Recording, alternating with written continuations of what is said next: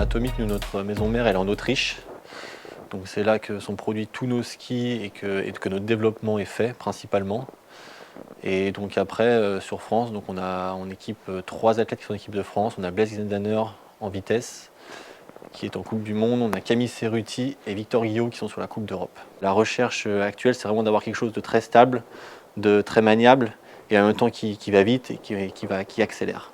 Donc nous, le ski de géant, notre technologie qu'on utilise le plus en ce moment, c'est le Servotech. Donc le Servotech, c'est une tige qui s'insère sur le devant du ski et qui est reliée à la plaque. Donc ça permet en première partie d'éviter le flex négatif du ski et donc d'augmenter la stabilité du ski, notamment sur des neiges très dures, gelées, voire même injectées. Donc c'est vraiment ce qui fait notre force. On a un ski très très stable et qui ne perd pas en réactivité. Cette tige, elle est reliée à la plaque.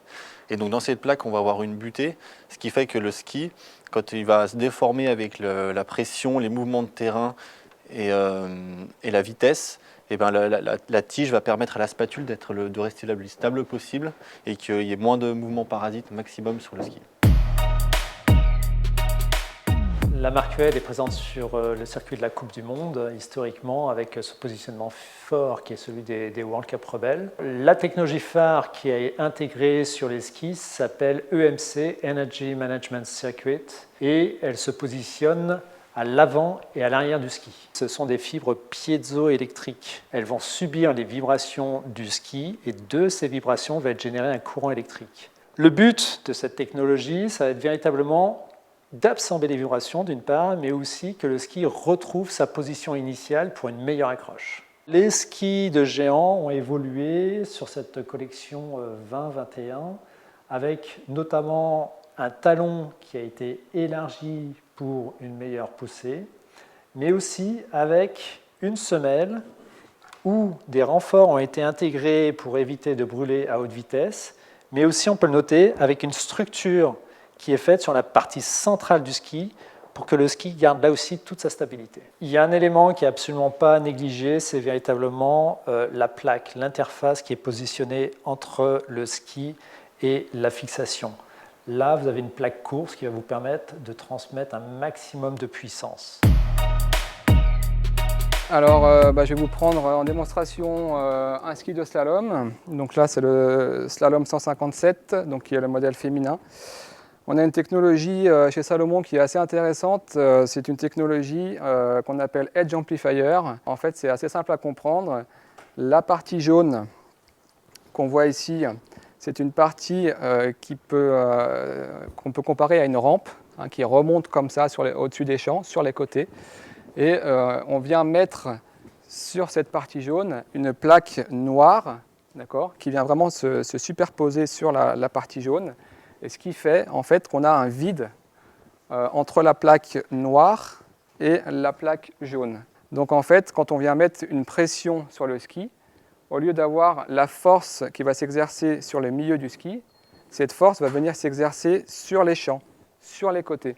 Ce qui fait qu'on va augmenter la prise de quart et qu'on va avoir du coup une meilleure accroche, un meilleur grip. Donc sur les skis de slalom, cette plaque est divisée en deux pour apporter un petit peu plus de maniabilité, pour pouvoir faire vivre ces skis de manière plus efficace. En slalom, on a des changements de rythme, donc on doit souvent être rapide dans ces changements de quart, et le fait d'avoir cette plaque divisée en deux nous permet de le faire plus rapidement. Notre meilleur produit actuel, on va dire que c'est notre ski de slalom, qu'on voit ici. Ce qu'on a mis en place il y a quelques années, c'est ce trou à l'avant là. La première année qu'on l'a fait, c'était en 2003, avec Julien Liseroux à Kitzbühel. Il finit 4e de la course, c'est la première fois que ce trou est apparu. Donc ce trou, il aide à alléger la spatule au niveau de l'entrée de la courbe. Ça lui donne une meilleure maniabilité. On travaille beaucoup sur les interfaces, donc la plaque que vous voyez là, qui est sous la fixation. C'est vraiment la liaison entre la chaussure et le ski. Et elle permet de modifier le comportement du ski, surtout sur les neiges dures de Coupe du Monde. Après, nous, nos skis, on a la chance d'avoir des machines très performantes en Autriche qui nous permettent de différencier les tombées de quart selon les disciplines.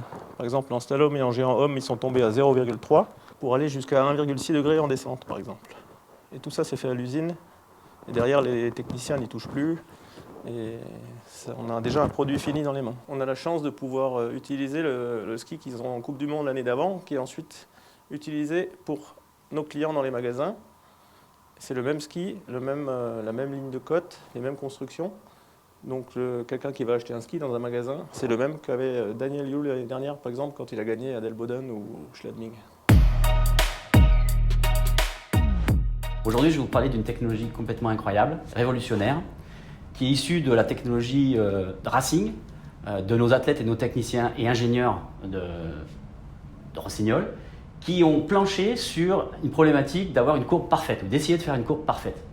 Tout le monde sait que la ligne d'une courbe, c'est le truc le plus important d'un virage pour pouvoir accélérer et surtout ne pas freiner. Et cette technologie permet d'avoir une meilleure optimisation de la courbe. En fait, ce bras oscillant qui fonctionne comme une suspension permet le flex normal du ski, donc sans venir l'altérer. Par contre, il interdit la contreflex. Contreflèche, il ne peut pas aller dans l'autre sens.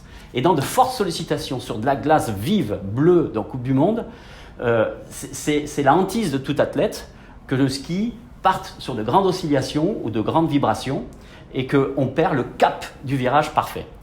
Ça, c'est une technologie qui a fait ses preuves en Coupe du Monde. Tessa Worley, notre championne française, a été championne du monde en 2017 à Saint-Moritz. Donc toutes ces technologies sont disponibles à la vente. Même cette technologie, c'est exactement la même. Celle des athlètes, elle est en vente aujourd'hui.